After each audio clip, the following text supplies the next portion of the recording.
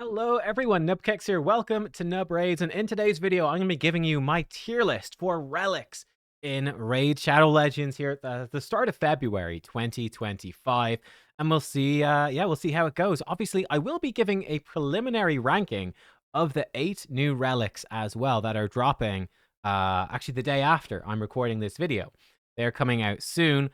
It is very much a preliminary ranking. So what we're going to do actually is we will leave these 8 until the end, but we'll rank all of the other relics which have been there from the start, and obviously the 2 event relics from the Alice's Adventure event. We'll rate those as well. And yeah, let's see how it goes. This is supposed to be like a good general guide for you guys to have a good sense for how good relics are and why they are good. We do not currently have a relic tier list on the website on hellhades.com. But that is something that we are working on. So this is where like me laying some of the groundwork for that, giving my thoughts for the relics, and then the other guys can come in and riff off the tier list and move things around as they want until we land as a group on a sort of collaborative tier list for the website. But yeah, if you guys want to help out as well, let me know what you think and why. That's also important. Why you think relics should be rated differently or whatever. If you disagree strongly or agree strongly or whatever it happens to be. Yeah, without any further ado, let's dive in. In fact, let me bring them up in game as well so we can sort of follow along, check out all the relics. So, first up, we've got the Molten Death Bell. I'm going to put this one in the C tier. This one's actually, I think, pretty solid. You know, for a rare, it's quite decent. What you're getting with the Molten Death Bell, let me actually maybe move me over to this side. Maybe makes more sense for the tier list. I think that base accuracy stat is really useful. That's generally very, very strong. And you're getting a turn meter, 10%. That scales up to 20% turn meter when applying essentially hard crowd control to enemies once per turn. Pretty strong, right, for characters like Armans, Mikage, whatever. Anyone who's applying this hard crowd control, cycling back through your turns is very valuable. Base accuracy is very valuable. I think it's pretty good. It's only rare. You only get the 1 gem slot, but I think it's actually quite solid. I'm putting it at the top of C, which, spoiler, does make it... It's sort of the midpoint of the relics, actually. We're going to have quite a few in the D tier. And one, oh, speaking of D tier, I think this is Rod of Blasphemy. That goes in the D tier for me. This is one of the worst. This is one that's pretty much just food. You receive 2% less damage if under any debuffs. That does go up to 3, 4, 5, 6, 7, 8% less damage under any debuffs. Very weak, bland stats. I think this one kind of sucks, and it's sort of in the never build category for me. It's just pure food, pretty much. Mask of Rage, also pretty much pure food. In fact, it's probably, let's be real, it's probably even worse. This is a pretty dreadful relic, I'm afraid. Where is it? This one over here. 5% less damage from enemies under provoke. Extremely situational. That 5% goes up to 15%, but it's still a pretty small damage reduction. You have to be landing the provokes.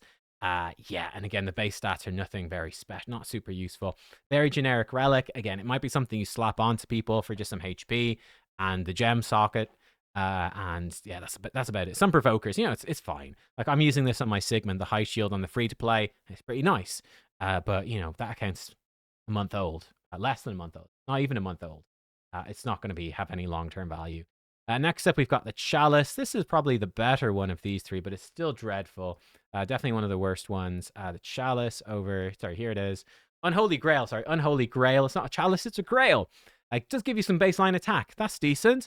You do 2% more damage if under any debuffs, and that goes up to, again, it's the 4 plus 2, so 6, so 8%. 8% more damage, but you're never going to rank it up that much. Again, this is like your budget. Slap it on a damage dealer for a bit of an attack stat stick and the little gem socket. You'll do a tiny bit more damage every now and then, but it's pretty crap. All right, then we come to the Journal of Necrotis. Okay, brace yourselves. Brace yourselves. This is going up in the A tier. I think this is the best rare relic in the game. So yeah, we've jumped slightly ahead of ourselves, haven't we? Best rare relic in the game. Journal of Necrotis. So this is going on a support, right? Your heals and turn meter increase effects are boosted by 15%. This actually has got really good rank ups. Every single one is pretty impactful. That gives you a total of extra 50. It goes up to 30%. 30% more healing and 30% stronger turn meter boosting. Actually a really, really nice general effect. Very good basically everywhere. More healing, more turn meter. Useful almost everywhere in the game. The turn meter can be super impactful in Arena. The healing can be super impactful against bosses. The turn meter super impactful against bosses.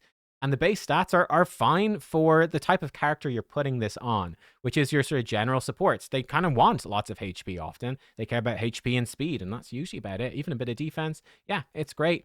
So I actually think this one's really good. I think it's the best rare, and it's going in the A tier for me. Then we come to, I think, probably the second best rare. This is the Malefic Talon. I think I'm going to put this in the B tier, and actually pretty high up the B tier.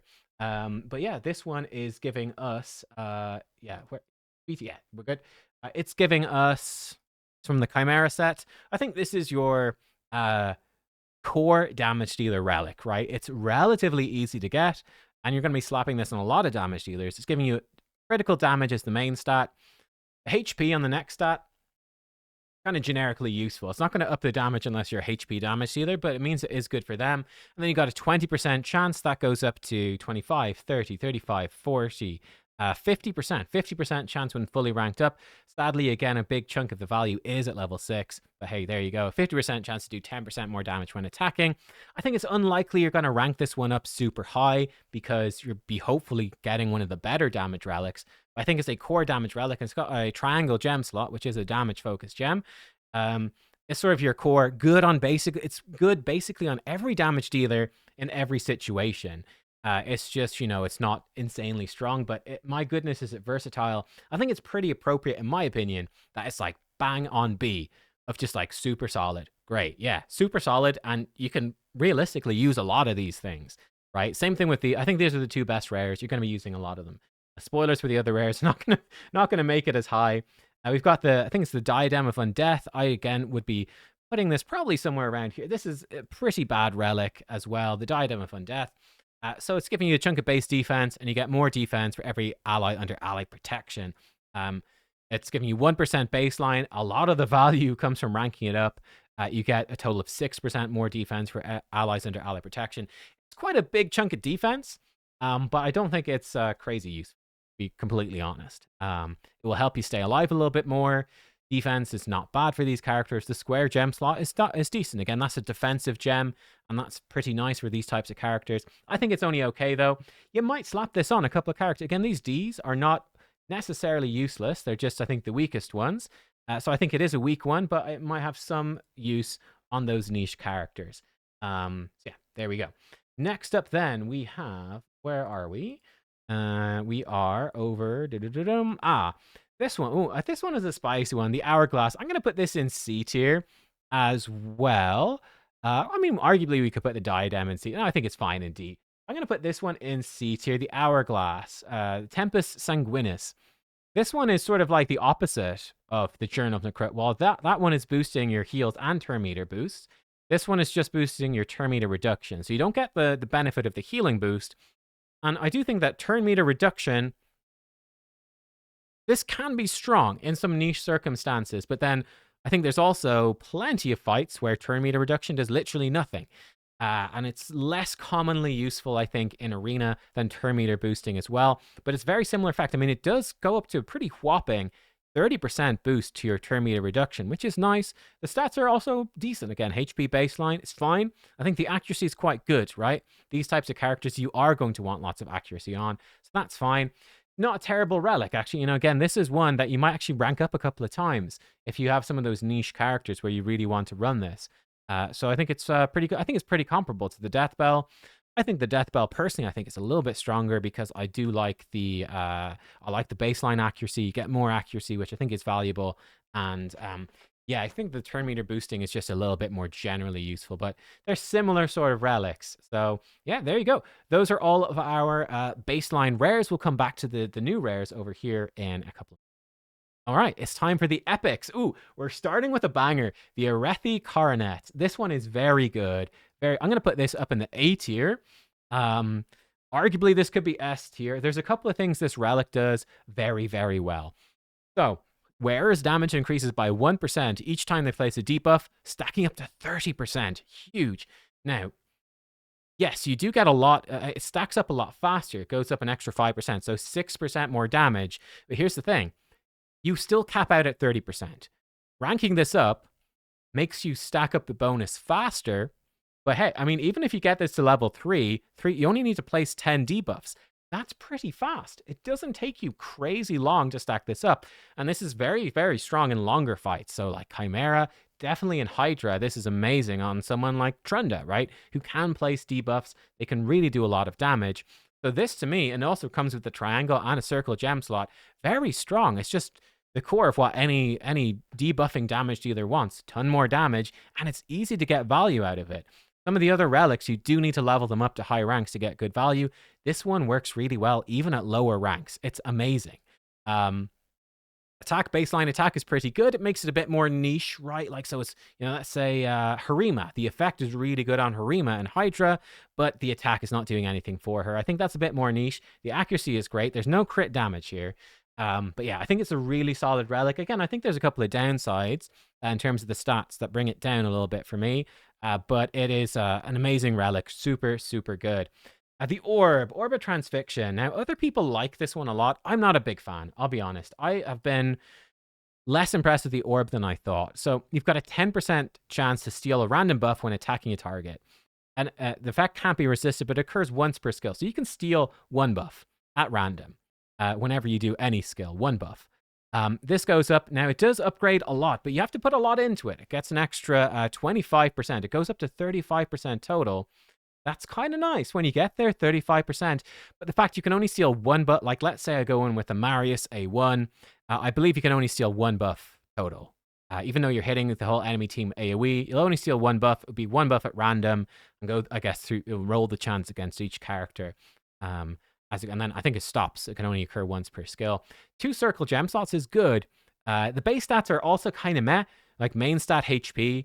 I think it's fine. It's very much a general sort of thing, but I'm not a huge fan of this. I feel like it's a fairly low chance. I definitely feel like it's got pressure to upgrade it to make it more consistent. I think it's fairly not consistent anyway. I'm just not a big fan of it, to be honest. I know people like it more than I do.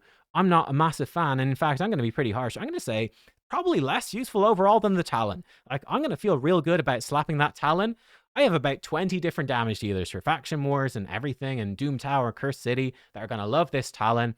Yeah, I can slap this orb very generally on lots of people, and it'll be okay, but it might also not do anything as well. So yeah, I'm harsh on the orb. I feel this is one I think people might disagree with me on. I think other people might rate the orb higher, but I am an orb skeptic, to be honest with you. I'm an orb skeptic. Okay. Now we come to, actually a few of these epics back to back are interesting. They all have sort of similar things going on. So this, I think I'm going to put this one in B tier. This is a decent relic. What's it called? The Demonic Effigy. Now this is your Reviver one. Turn meter increases by 10% whenever one of their allies dies. And this goes up, again, you're getting a small bit of benefit each rank up to a total of 20% turn meter. I think the thing about this that's nice is if you have multiple people die, it does add up to a nice chunk of turn meter. The Diamond gem slot does have some nice revive-focused ones in there as well. I think HP, resistance, and speed are decent stats. This is like just a good general relic for a Reviver. That's why I'm putting it in the B tier. I think it's not amazing. It's not blowing your mind, but it's just a good, solid relic. That good, solid relic for a Reviver. I think B tier is where this one goes.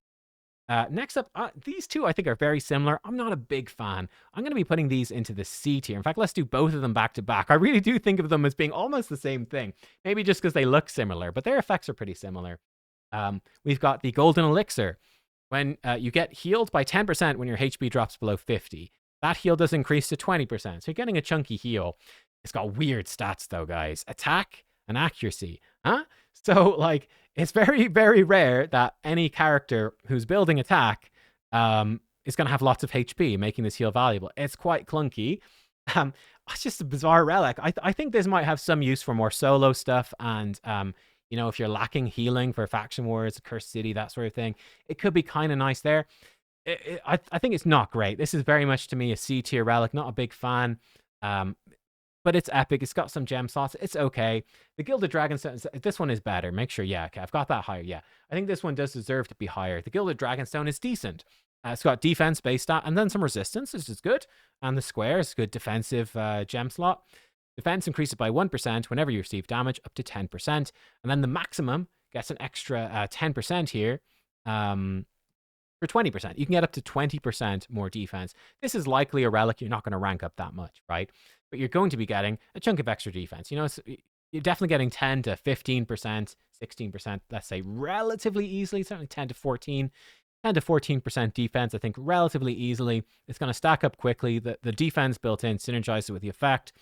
Again, I think it's a decent stat stick sort of relic for staying alive.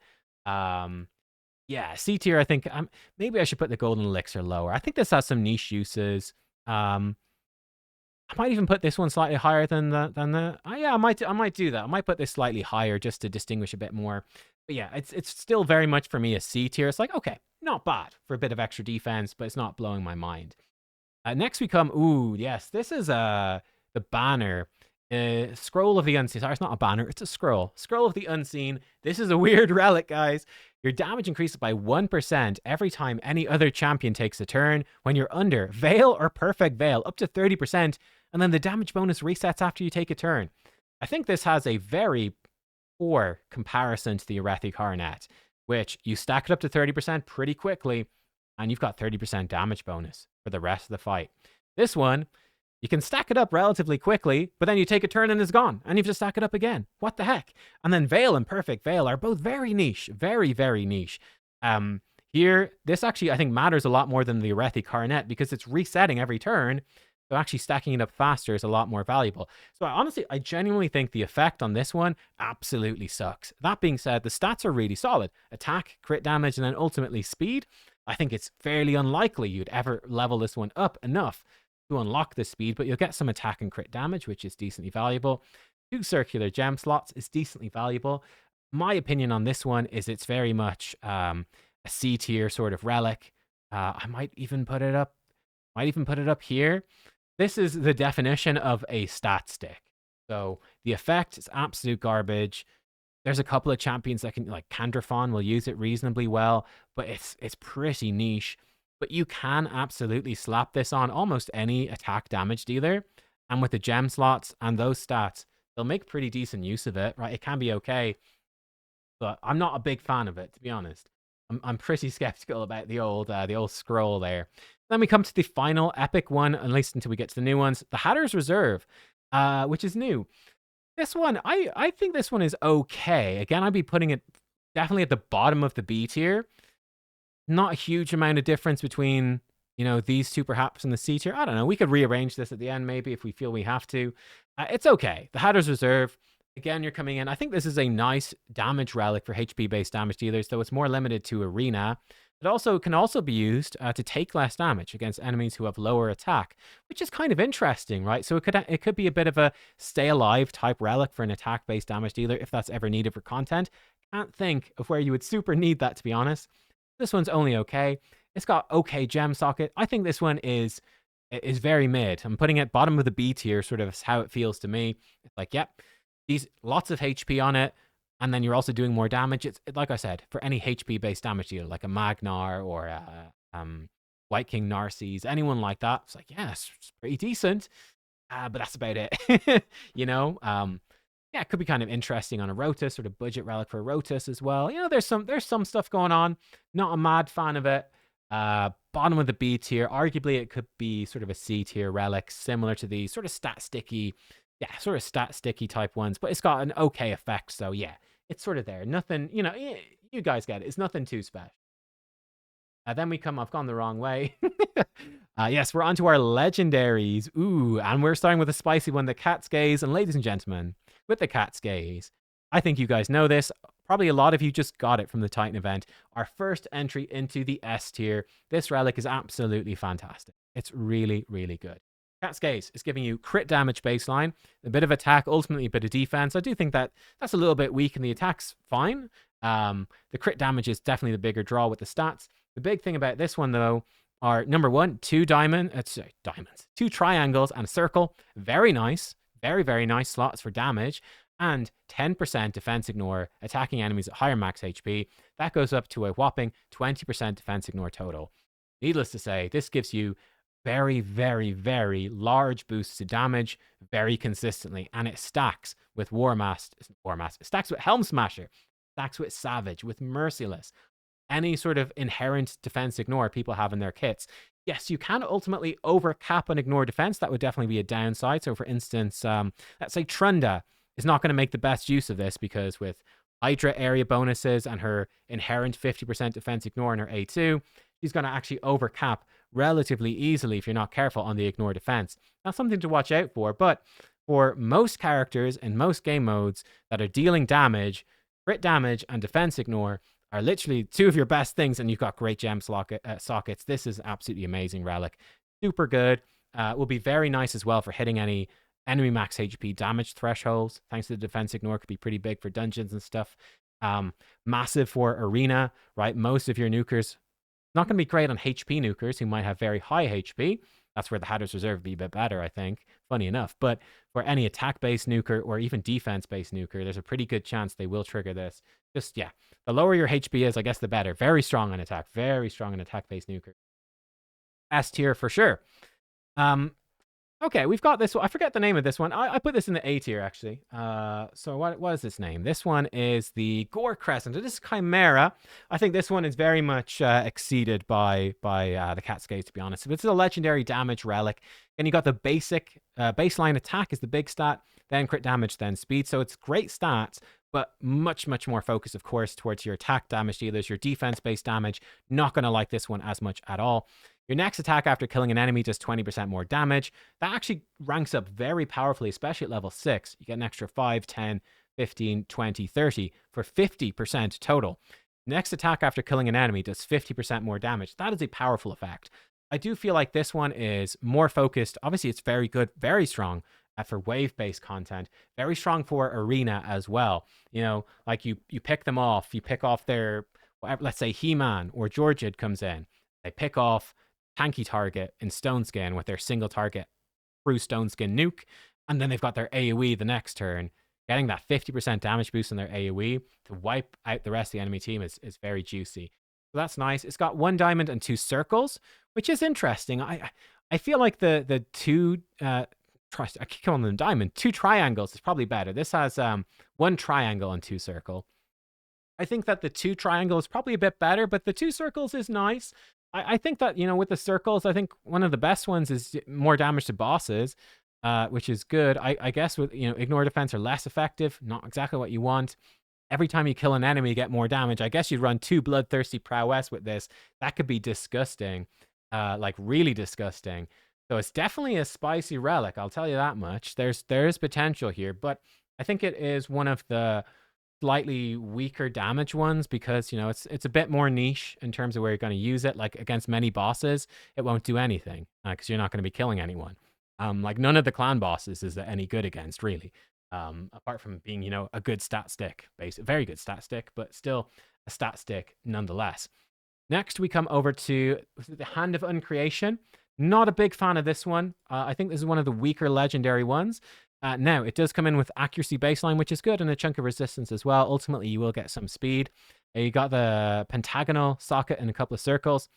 The wearer reduces the chance of debuff application, buff removal, or steal effects, turn meter reduction, and increased skill cooldown effects by 10%. Now, you get an extra 10% from ranking up for 20%. Now, when this works, I think it's very strong. You know, an enemy tries to lock you out in arena. 20% of the time you resist the lockout. That's pretty nice. They try to strip your buffs 20% of the time. It doesn't work. Again, that's pretty nice when that happens. Now, the problem I have is that obviously to get the chance very high, you need to rank, and to get the chance very high, you need to fully rank this thing up. I think that this is my problem with it. The chance is very, very low. The very low chance that this does anything at all. Yeah, it's just not a reliable effect. So like when this works, you're going to feel great. It's going to be good. But, you know, it's really very uncontrollable. It's very random. So yeah, I'm not a massive fan of it. I think it's not bad, but I also think it's not great. For me, this is like a B tier relic. I hate to say it, but I'm going to put it in the B tier. I will put it relatively high up. Will I even? I don't know. I'll put it around the orb, honestly. Like, I'm not a huge fan of it. I think I've got the same problem with both of these relics, is that they've got very small chances to actually do anything. Now, I do like I said, the basic stats are fine. Again, it's got 3 gem sockets. That is valuable, but not a massive fan of the Hand of Uncreation. I think it's fairly underwhelming, honestly. Sorry to say, I think that might be controversial as well, but that's how I feel.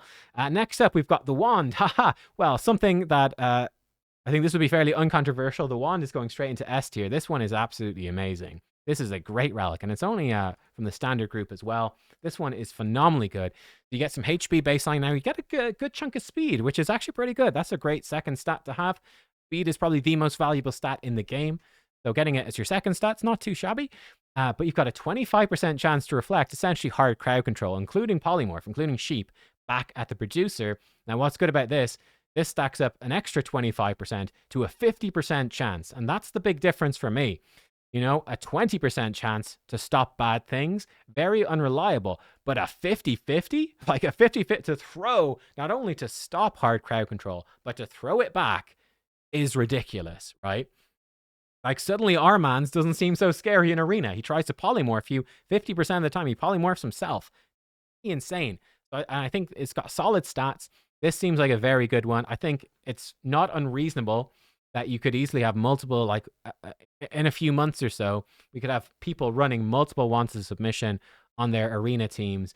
Even just the sheer threat of people having this relic in high end could make people simply not use champions. Like, first pick Armands and high-end Arena. I mean, it's already fallen off a little bit for like the super high-end in favor of Marius. That could get even more so the case with this wand. It's this wand is insane. I think it's S tier for sure. The gem slots are fine. Again, the diamond one is probably the weirdest gem slot, honestly. But I mean, this relic, the effect is just so insanely powerful. Almost overpowered, I might say. It's very good. You definitely are happy if you get one of these wands. And we've got the aspect of Siroth, our final of the regular legendaries. I think this is really good. I'm actually going to put this at the bottom of S tier. I think this relic, it is niche. That is the thing. Bear that in mind. It is a niche relic, but on certain champions, this is insanely strong. So when you receive fatal damage, reduce it by 50% of your turn meter, and then fully reduce your turn meter with a 1-turn cooldown. Now that goes up to 100%. You get an extra 50% damage reduction, up to 100%. This is insane. Couple of cases where this is insane. So number one, this is very strong on a Marius to keep them alive, and there's a very strong square gem you can put, which is quite cool. That's actually not even that hard to get. You know, the A1, 5% better chance of placing debuffs. Really go with Marius's enfeeble A1, for instance. But what I really like about this one, a couple of things I really like about it. Marius can't have his turn meter reduced. So if he gets hit with fatal damage, he just doesn't take any damage. He just survives. Can't reduce his turn meter. No problem. Cool. And then whenever he takes a turn, it resets this relic. That's OP as hell. Rotus, the Lost Groom, is infamous for this because it's just the way that his passive interacts, that like it applies the damage reduction first, or then it triggers his passive or something. But basically, Rotus, yes, it will fully reduce his turn meter, but he'll take no damage, and then it will actually trigger his extra turn. So even though he's got no turn meter, he's triggered an extra turn. He's back to 0 turn meter anyway. Doesn't matter. And then the cooldown is reset. This thing is disgusting on Rotus. Again, dare I say overpowered? It probably is. I think also you're immune to turn meter reduction when you have Stone Skin. So anyone under Stone Skin, it stops them being one-shot. So I try to one-shot your whatever. I don't know, your Marishka. Marishka is under Stone Skin. I try to one-shot her with my Georgid. She takes no damage. Her turn meter can't be reduced. She's under Stone Skin. Immune to turn meter reduction, so she's fine. And then she takes a turn, and now she's immune to fatal damage again. I guess maybe you wouldn't run it on Marishka. You might want her to die, but you get the point. You get the point. I think this has a lot of potential. It's definitely more of an arena-focused one, for sure. You're not going to run this on every character. You're going to run this on a few very select characters, but on a few very select characters, I do think that this is absolutely game-breakingly overpowered. I think Rotus being probably the best example of all, who just becomes unbelievably disgusting when he has this. I'm going to put it at the bottom of S tier, though, which is noting that it is game-breakingly busted, much like these other two are insane, but it's not going to be top tier for everyone. Okay, now we come to our 4 mythics. The Valcardiac Heart, first of all. This is definitely the weakest one. Number 1, Resistance main stat's pretty rare. Very few relics doing that. Resistance main stat is nice. You get Magma Shield on all allies at the start of the battle, and then you put Magma Shield. I don't know if it's just on the wearer or if it's on everyone again, but it's a 10% shield on everyone at the start of the fight. That goes up to a 20% shield. I do believe the Magma Shield actually reflects damage back, which is kind of interesting. You've got 2 square relics and 2 circles, so it's very much a defensive relic. I think people generally don't like this one. I actually do like it. I think it's okay. I put it in the A tier, which is maybe generous. Maybe I'll put it down here. I'm being kind of generous. I think it's actually pretty good, right? I think the magma shield is interesting. This one has some potential. I think this is probably the weakest mythical relic in the game. But nonetheless, you're getting resistance is an interesting stat. You're getting lots of gem sockets. I do think the magma shield effect is decent. Yeah, this is one you might build, one of them or two, maybe for a couple of more niche teams. I think this could be very strong in any wave-based content, very strong. So yeah, it's not bad, but it's not amazing. I'm putting it in A tier. It's like, yeah, it's a good solid. It does some pretty spicy stuff, but it's not absolutely crazy. Ooh, the hallowed hilt. This goes into the S tier. Maybe I'll put it here. I don't know. Hallowed hilt. So the hallowed hilt does have competition from the Chrysalid of Rebirth. We'll come to that in a second. But the big thing about the hallowed hilt, main stat speed. This is the best stat stick in the game for so many characters. Going first is just so powerful, especially in arena, especially so in arena. But in a lot of places in the game, yeah, just that much speed is crazy. And it's on the main stat. This is a huge chunk of speed, and speed is the best. So this makes this relic S tier just by itself, which is insane. Now you're also getting 2 circles and 2 diamond, which is, it's still a lot of gem sockets. I'm very least fond of the diamonds, but still, it's 4 gem sockets. That's powerful. Whenever you heal an ally with an active skill, you have a 25%. That does rank up to a 50% chance to give Fervor for 1 turn. Fervor gives them 10% more damage dealt and 10% less damage taken. It's actually pretty substantial, right? You consider it's like 2 buffs of a protection set, plus also damage reduction. It's not too bad. So I think this one will have a lot of potential as well, not only for like arena speed champions, but it will also have good potential for like healers against clan bosses, any bosses really. Just do more damage, take less damage. It's not too shabby. It's not the highest uptime or highest duration really of the buff, but it's not bad. It's not bad. I think this is a good relic, and by good I mean I think it's one of the best. I think it is S tier. I'll put it above Aspect of Siroth just for that speed and for the general usefulness. Yeah, I think it's a good relic. Mythical, but yeah, it's tough to get. Then we come over to Stormcaller and Chrono Cube. We'll do Stormcaller first. Stormcaller, damage machine, crit damage, attack speed, lovely stuff. Crit damage, the main, is the best thing. You've got a 20% chance of getting Stormcall whenever you land a crit. That does increase massively with ranks, and this is a downside. You really want to rank this one up, but it's so powerful, I think you're going to be ranking this up anyway. It goes, ultimately, it goes up to a 100%. Yeah, 50% plus an extra 30. Yeah, for a 100% chance when fully ranked up, and so much of that value is at level 5 and 6. It's a high investment relic, but I think it is worth it. The Stormcall buff, each stack gives you 5% more damage, and it can stack up to 5 times for a maximum of 25% more damage. When it is at 5 stacks, it's very much like Thor's passive. It will discharge the Stormcall and stun enemies on your next hit. This is, I think, very strong. It's giving you, put it on like an AoE damage dealer, and it's not only giving you a solid amount of extra damage, I think it's not giving you like as much damage as the Coronet, for instance. The Coronet is giving you 30% all the time. This one is fluctuating between, I guess, effectively 0 and 25%. It's not giving you as much of a damage boost, but the extra gem sockets make up for that very much so. And it's giving you very consistent AoE stuns on potentially anybody. Kind of nuts. So yeah, I think this one is actually very good. I think it is probably the best damage relic. Is probably even a bit, I'm going to put it right beside the Cat's Gaze. I'm going to say maybe it's a bit stronger just for more so wave content and arena, where those AoE stuns could be absolutely monumental. I think that could be really, really disgusting, genuinely. I think it's very, very, very strong. The extra gem is very nice. I think the Cat's Gaze is giving you more consistent damage boosts. Yeah, it's clearly more consistent and probably a bigger damage boost from the Cat's Gaze. But this one, they're very similar. Honestly, they're very similar. This one, probably because of how its effect scales, is more of a priority to rank up. And yeah, I think it's got more of that potential, like I said, in PvP. Then finally, the Chrono Cube, I think, is the strongest relic in the game. Again, it's a bit niche, but my goodness, is it busted. 50% chance to take 2 turns in a row. That ranks up to 100% chance. You just take 2 turns in a row. Absolutely insane. So you come in with let's say Armance is a classic example, though I guess, like we mentioned, he might be very much countered by Wand of Submission, yeah? But Armance, you come in, You A3 on his first turn, so you polymorph someone and you try to strip the buffs off everybody else, and then you AoE stun them and steal their turn meter the next turn. Very powerful for anyone like that, just chaining a couple of moves together.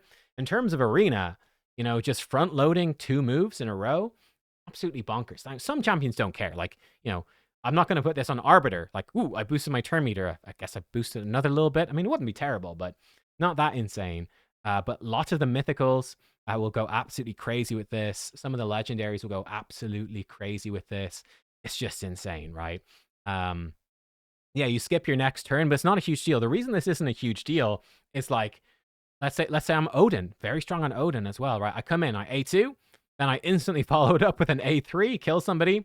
I miss my next turn. My next turn, I was going to A1 anyway, and unlike a stun, where your moves don't cool down, they do cool down with this. So again, with Armand, you can A3, A2. You've stolen their turn meter, so he basically takes another turn instantly.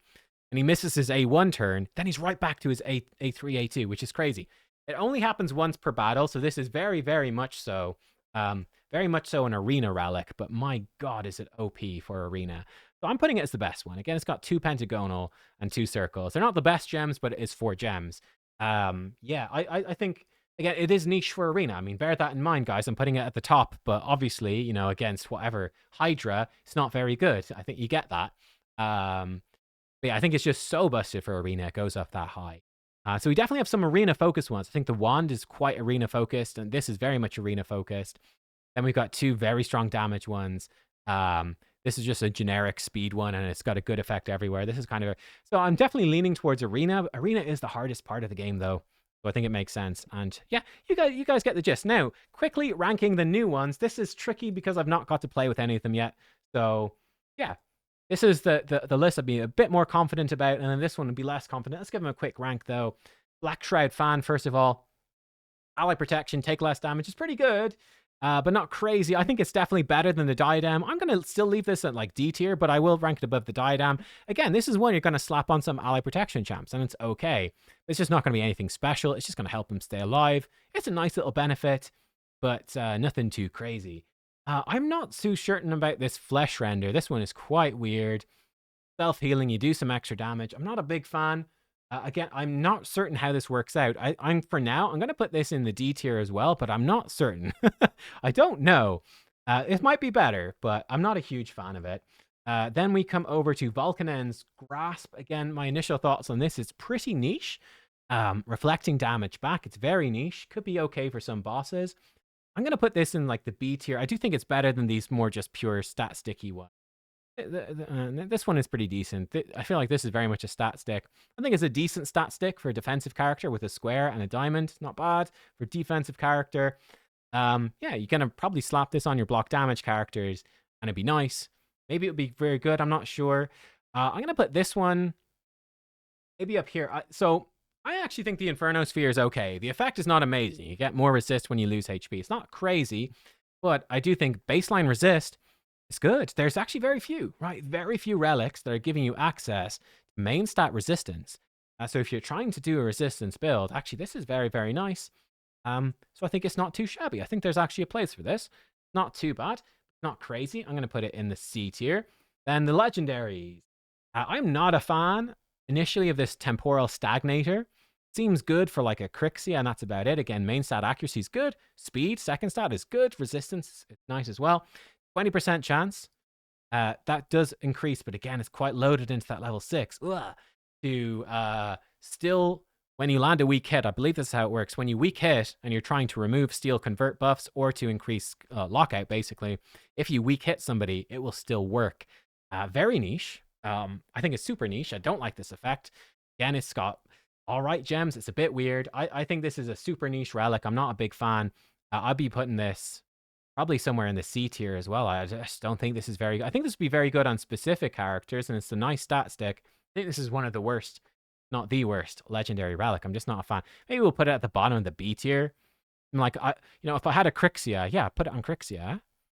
That's about it. I don't know. I don't know. Then we've got this one. I'm not a huge fan of this one. I think this is probably the worst damage relic. Essence Quencher. Again, it's got solid stats. Your damage increased by 20% of the target's turn meter. It's got good gem sockets. I mean, It's the same sockets as the Cat's Gaze, but whereas that's giving you consistent defense ignore, this one is giving you sort of a situational damage increase. It's a bit weaker against bosses. I don't know. It's good though. I think it's still an A tier relic. It's like a decent damage increase. You know, it's going to be really solid for any damage dealer. It's definitely better. It's like a much better version of the Malefic Talon. It's like same stats with more gems, a more consistent damage increase, though. Yeah, similar level. It's just it's a better Malefic Talon. Nothing crazy though. But I think it's A tier. I think it's A tier. I think it's very good. And then we come. This one is insane. The Chrysalid of Rebirth. We got the speed. Now an insane effect. Again, you really want to rank this up, especially up to level 6.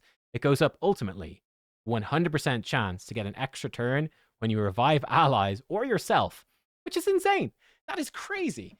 I actually missed that it's or yourself as well, but like when I first looked at this, but like you put this on a Marishka, no, never mind. You put it on Marishka, she'd be dead. Wouldn't work. But no, you put this on like Lady Noelle, now you have a 3-turn AoE freeze and 3-turn AoE revive with an extra turn built in. That's insane. She's going to be cycling turns like nobody's business. Got like a real mix of gems. I think this one is absolutely amazing. I'm putting this up in S tier. I think it's crazy good. Insanely good. Like imagine that thing on a freaking Galathier. All that speed, and he's getting extra turns when he revives, just cycling through his moves. No thanks. And then we've got, I'm still unsure about this one as well.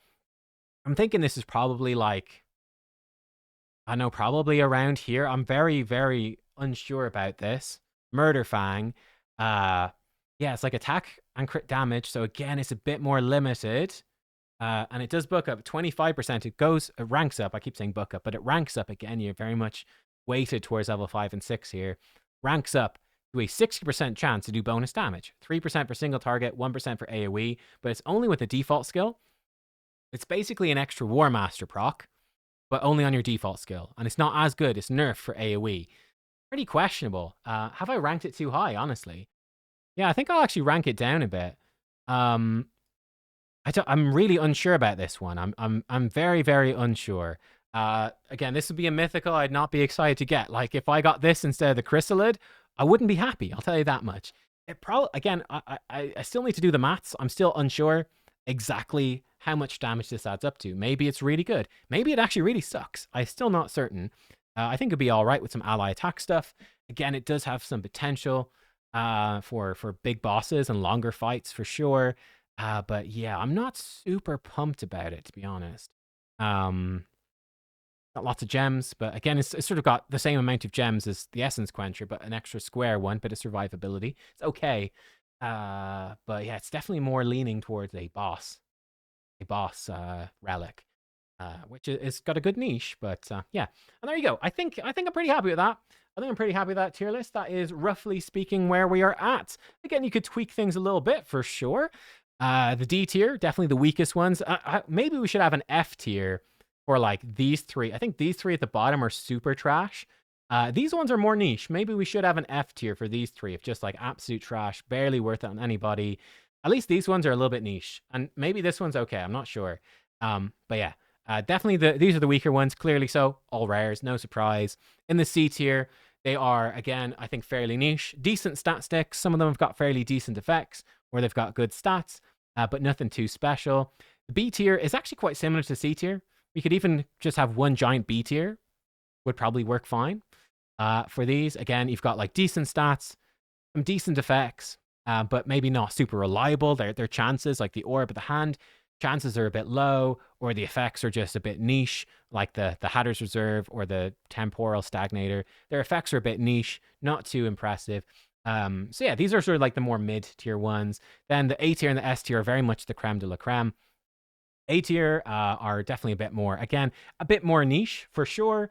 Or you've got the Journal of Necrotus really carrying hard, honestly, for a rare. It's super good. The Arethi Coronet, the best epic, that's super good as well. And you've got like some of these legendaries and mythicals that are a bit underwhelming, a bit niche. And then the S tier are just absolutely crazy. These have the potential to be really game-breaking, that you could go into a fight and it would just change a fight, right? I think that's sort of the point. Like, you will notice when someone has the Stormcaller. You'll notice when they've got this, or when the wand happens. The Chrono Cube, when they're super fast. Aspect of Siroth Rotus goes crazy.